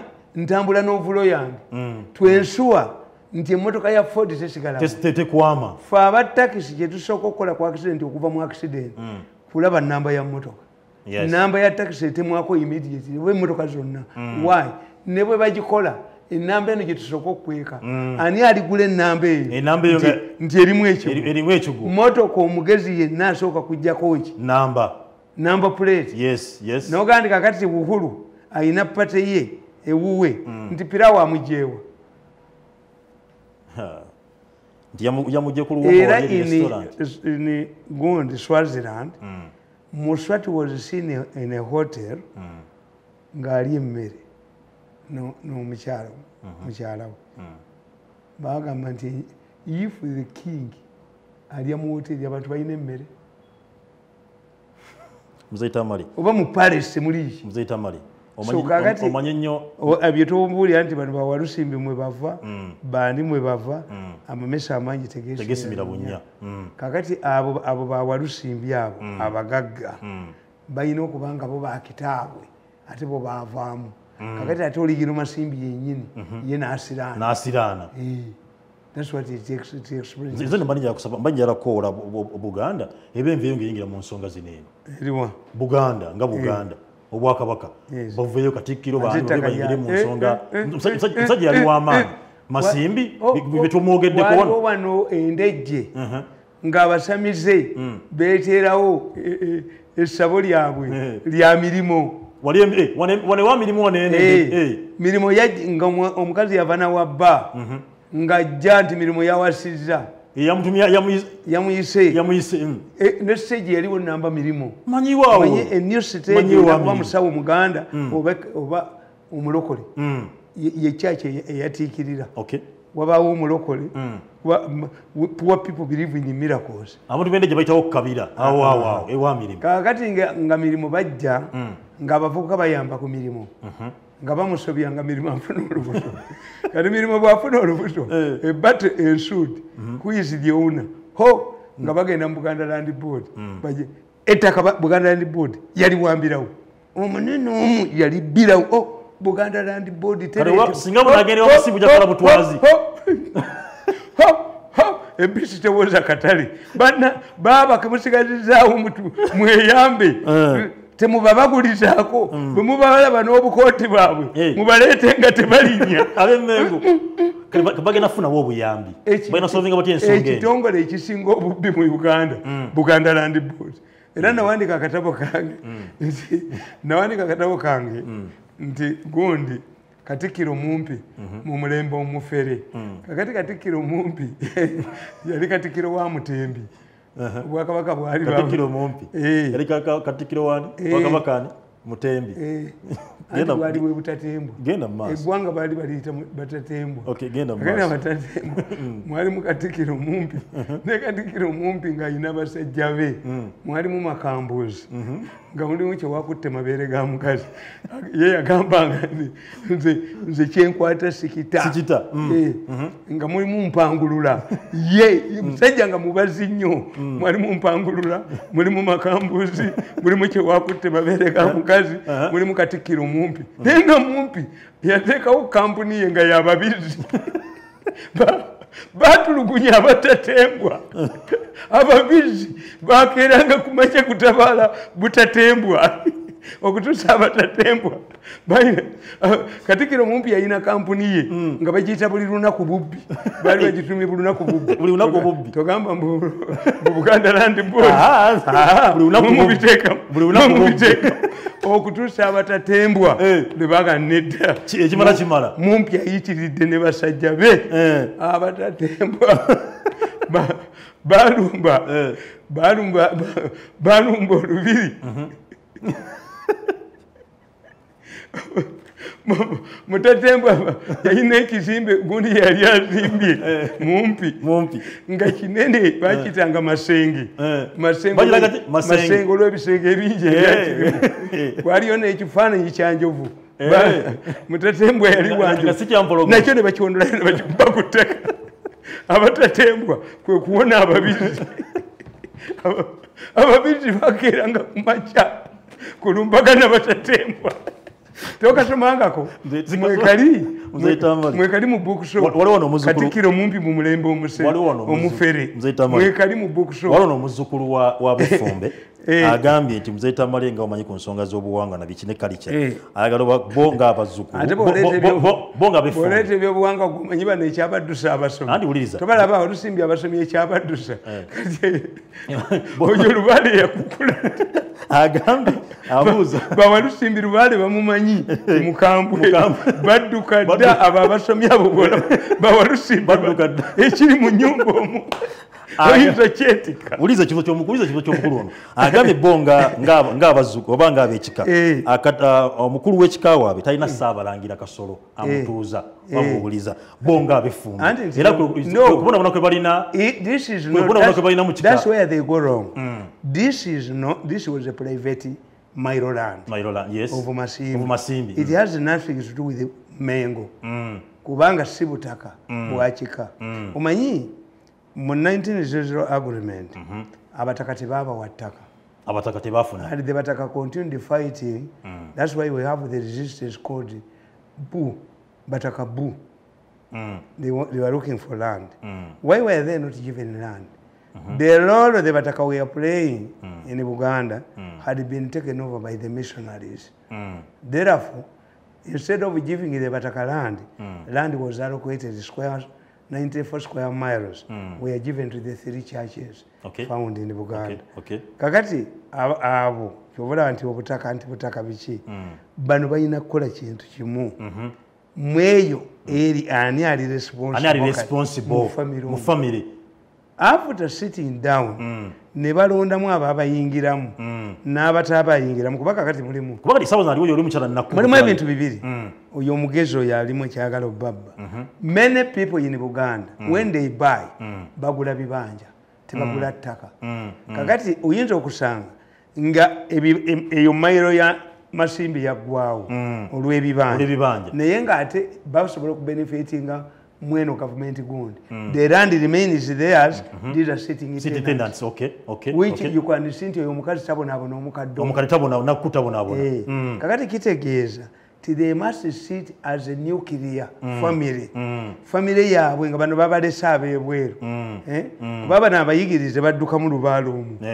bano abasomi oyo akukudde ow'emyaka Alina okuba omusawo omuganda ebiko.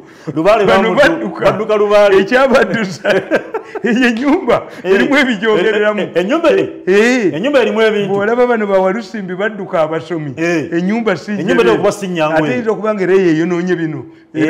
Nga ebavidewo kubonaabona kuno bagiragajalira ennyo. Ennyumba abazzukulu b'amasimbi mukitegeera mukulu abagamba ennyumba simanyi nnyo nze ebyo ennyumba eno kuba eriko nakugamba wano omusajja akoma wano omusajja namugamba ti omwana wo gwoga nti yenyigontola genda ogule ettule y'amagi ogisuule ku nsiko oyo ani oyo timba yamumenyamenya walaba akomawo abamasimbi bakunoonya nabo bamagezi ku nsonga ezo nkugambye nti ekiri mu nnyumba eyo tabu eri mu nnyumba omuzigo w'amasimbi unaŋŋambye ng'oli mutuufu lubaale mwali nkubuulidde tabu ekiri mu nnyumba omwo bwe mutafuna mukugu w'amaanyi waliwo bayinza okufa nga bananga bagenda muze Tamale waliwo akasaawa kaliraanye ekifo ekyo waliwo omukulu Semulyowa ayagala kaguza President Museveni President azimbeko essomero ekitundu ekyo naye ng'ettaka eyo nayo ly'amasimbi badde President alabulwe President agenda kuferebwa era ezzukiro lyagala tunda ttaka eryo bateeko projekiti ya gavumenti yegwe oyo masimbi oyo abakankanyiza n'aboonoona tatikula akasolya oyo muyita wakuzannyo masimbi simwangu gwe kyoga nti ennyumba okwasamirira bwetyo ebifuluko mulimu ebifulu battirawo abantu mulimu abagendaembagambye ti administrative wise let them sit as a nuclear family. Okay. These educated people, the Christians ran away. Badduka tebayinza kuyingira bamanye kiri mu nnyumba omwo oyinza okusanga polisi bakoza ku nnyumba eyo omugwagire bamanye kiri mu oyinza okusanga nga buli abiyingiramu agezaako okutereeza okuva ku bakitaawe afa ekizibu kiri mu nnyumba eyo nebajja abandoninga Uganda study their abefumbe ennyumba eyo erimu obuzibu eyo erimu ekintu eyo mulimu abatemu abatiramu abantu ku kyalo bagikomplainingako nti kifuluko why who guards it omuzukulu nakugambye nti ajja kwetaaga ku nsonga y'ennyumba nga tumaliriza waliwo ensonga nyingine okuba nti nzija nayo olunaku olw'essande olujja waliwo omukulu ali awo Hassan musajja w'Ekabaale yafunye obuzibu waliwo omulamuzi yasaza amankyolo n'abanga judgment gyamuwadde ate amugamba abantu bave ku ttaka abala bayire tugenda tujja n'ensonga y'omukubatunnakumaliza masimbi ono masimbi aganye n'abaana byeyazaala abalwana mu NRS struggle naye bali bubaka bugenda tukomawo nabo balabe ennaku gye bayitamugambi abalwana bakaaba abaganda boogenda mu kibira bw'ojjayo enkuto okwata matungulu abalwana nabo obuzibu bwabwe buli bumu abaatuuka e Kampala bafuuka b'amagye ne babaligestaringa be bafuna akasimu for the first time sirabangayo bakaawonawo when you read this book of mine abazungu baali bagezi nnyo baddira bakaawonawo ne babawa sente nnyingi ne banywa omwenge ku kyalo ne batamiira envunza ne zibaluma finished. The Kawana wars did not cause trouble in the villages. The Bazungu gave them money, substantial amounts of money. The bagule emiyiro gy'omwenge ne bawasa abakazi ky'obola banti kabuuti abaganda bayimbanga Omuseveni yagudde n'amagato nga Omuseveni ata engatto zimulenza okutambuza wala gy'ayina amaanyi Read my book, is very interesting. Okay. How the Bazungu used to solve issues. The Bazungu Bamanya with this good demobilization. How are we going to do to these people? Those who can go to school will win. Okay. Two, after the Second World War, America yafuna recession. Baddira abaana bavuka ne babakolera organizations of volunteers to go in other countries to solve unemployment. Naye mmwe mwennyini mukamba buulire problemu mmwe mugyekolera ababo bennyini abali mu gavumenti abantu bafuumudde mu butoda butoda n'ogitwala n'oddira akatale ng'owino the largest n'okateekamu omukazi n'akadestabilizing kuba abakolera ssente 4 ministers were using this woman to get money 4 million shillings bakuba bakayongo nga balyamu ssente ne mugenda buli wamu wonna ne mutabulayo yes. If you burn a nearby bush, the snakes sneak into your house. These are self-inflicted problems you are having. Nti abatembe kakati as these people you are training ababadde mu Nuupu where are they going to go? Bagenda kolawo. Mujja mutya literally nti enkya starting with midnight abatembe tebachali ku makubo. Ababoda tebajja kwa. Ababoda bayina okukeberebwa emitwe. Bayina okukeberebwa oyo musajja ni Museveni yamuwa omulimu omulala. My first time to see gundi oyo gundi misinformation tumanyi bali omunsi he featured prominently in Nebanda's saga implicating Museveni in the matter bukiri abasajja bonze beewuunya kyovula bafa Abaganda tuteeka moto ne tukiteeka mu lujja mu nyumba yange oyingira dikye wankola when bali omunsi you go to Museveni. What does Museveni get when he looks at you? Or does he forgives? You no, tabara wano. Nagenda mu boda oba bali omunsi wajjamu nakali. Oba wajjamu nakali tekakugwanga. Oba akakuku bali omunsi. Why is it that bali omunsi? Everything Museveni talks, given directive, he comes back and gives a crop back. They must be checked, man. I rarely send. Oba bakuwa mu ministry etafuna. You ask Museveni to take you to finance. Ministry of Information teri musende mulimu nanyoni yagikoleramu kakati gwe bwatagala wano omanyi waliwo omusajja ajja nga pirawo bamaze omulyamu ennyama omuceere gumwokya engalo buli munsi buli walabe ekikulumbadde buli walabe every statement Museveni makes buli munsi gives it a claw back in order to get money when Museveni gives a directive boda go back didn't he say you think Museveni didn't know. Why didn't he Museveni say it that before you go back to the roads, you must undergo a mental check? You must take a kako. No, Museveni woman company.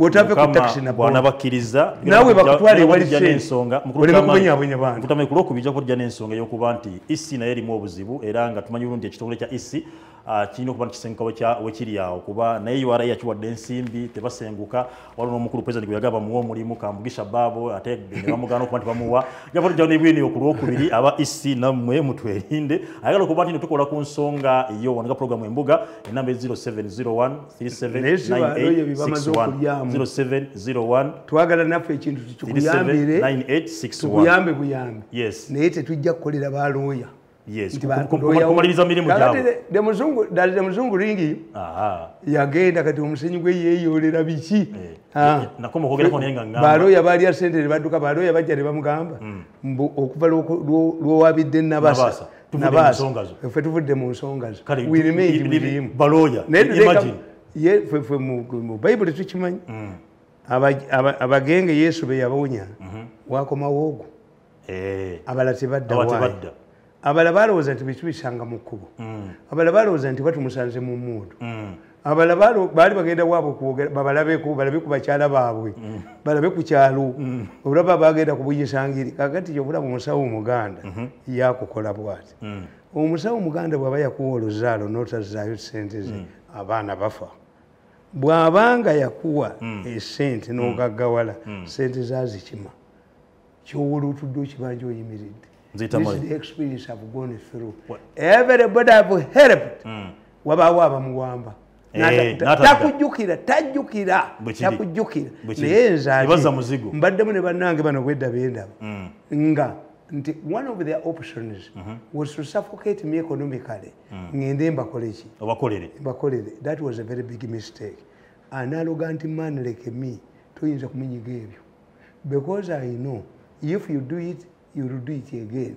Nakalema yagamba katulabo batagendeyo 8 years I have not even peeped through that office because of that statement. Omuntu ena woweza emyaka ana fembusi antugamba nti osajja kudde era oba okuze oba vudde muvubuka ngenda kuba nti njoza za principal Robert Kyagulanyi kuba nti yawezezza emyaka ana era kati mbutuufu otandise obulamu mukama aberenga akubika kakasubi ayongera okuba nti akuwa okumanya n'okutegeera. Assalamu alaikum warahmatullahi wabarakatuh.